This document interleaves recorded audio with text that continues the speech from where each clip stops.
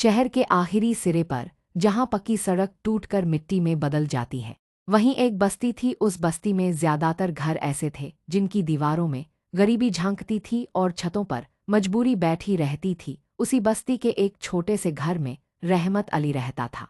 रहमत अली कोई बड़ा आदमी नहीं था, न उसके पास जमीन थी, न दुकान, न जमा पूंजी। उसकी पूरी जिंदगी मजदूरी में गुजर गई थी। कभी किसी की दीवार उठाता, कभी किसी के घर का मलबा धोता और कभी किसी की दुकान के आगे खड़ा रहकर दिहाड़ी का इंतजार करता। उसके पैरों में अक्सर टूटी हुई चप्पल रहती और हाथों में हमेशा पुराने छाले। उस घर में रहमत अली के साथ उसकी बीवी ज़ैनब और उसकी इकलौती बेटी आयशा रहती थी। आयशा ही उसकी पूरी दुनिया थी, वही उसकी दुआ थी, वही उसकी थकान का इलाज। आयशा बड़ी हो रही थी, वक्त के साथ उसकी उम्र भी बढ़ रही थी और लोगों की बातें भी। मोहल्ले की औरतें कहते नहीं थकती थीं, लड़की जवान हो गई है, अब देर ठीक नहीं। हर बार ये बातें सुनकर रहमत अली के दिल में एक ही सवाल उठता, दहेज कहाँ से लाऊं?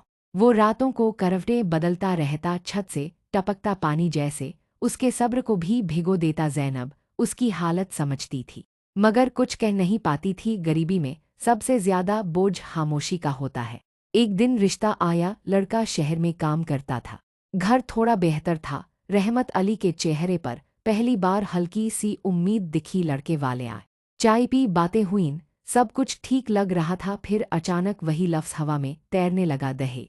लड़के के बाप ने बड़ी आसानी से कहा, हमें ज्यादा कुछ नहीं चाहिए, बस एक मोटरसाइकिल, थोड़ा सोना और घर का जरूरी सामान, ज्यादा कुछ नहीं। ये लफ्ज़ रहमत अली के कानों में ऐसे गूंजे जैसे किसी ने उसके सीने पर पत्थर रख दिया हो। उसने कंपती आवाज में कहा, मैं गरीब आदमी हूँ, इतना करना मेरे बस में नहीं। कमरे में अजीब सी खामोशी छा गई। फिर ठंडी आवाज आई, आजकल बिना दहेज के शादियां कहाँ होती हैं?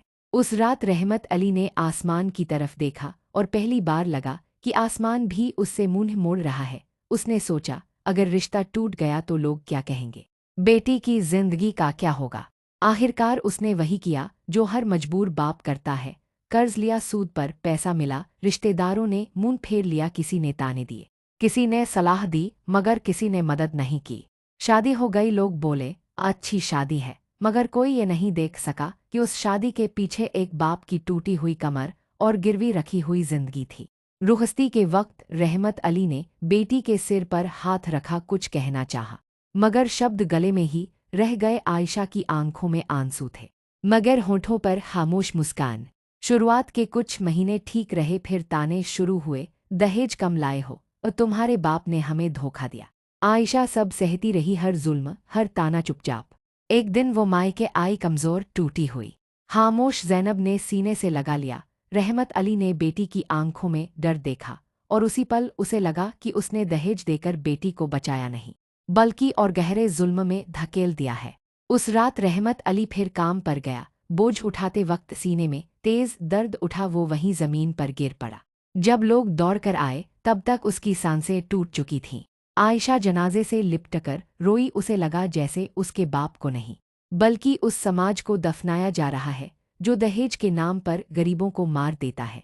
कुछ दिनों बाद आयशा ने ससुराल लौटने से इनकार कर दिया। उसने कहा, मैं अब किसी कीमत पर नहीं बिकूंगी। वो पढ़ने लगी, काम करने लगी और दूसरी लड़कियों को समझाने लगी।